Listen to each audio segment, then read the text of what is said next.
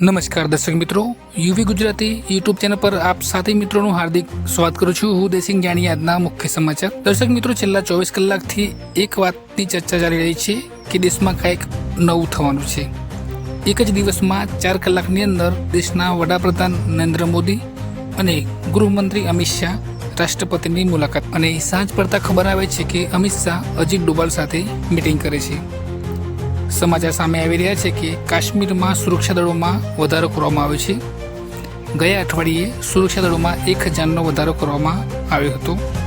આટલું જ નહીં, જે અત્યારે અમરનાથ યાત્રા ચાલી રહી છે તેને 1 અઠવાડિયા માટે સ્થગિત કરવામાં આવી છે। ઇતિહાસમાં પહેલીવાર આવું બન્યું છે કે હવામાનનું કારણ આપીને અમરનાથ યાત્રા રોકવામાં આવે અને એક જ દિવસમાં દેશના વડાપ્રધાન અને ગૃહમંત્રી રાષ્ટ્રપતિની મુલાકાત કરે એ પણ નજરઅંદાજ ન કરાય।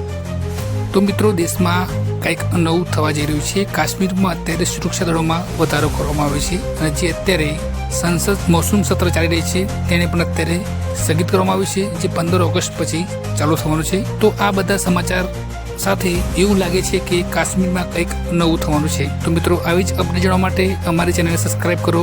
ધન્યવાદ।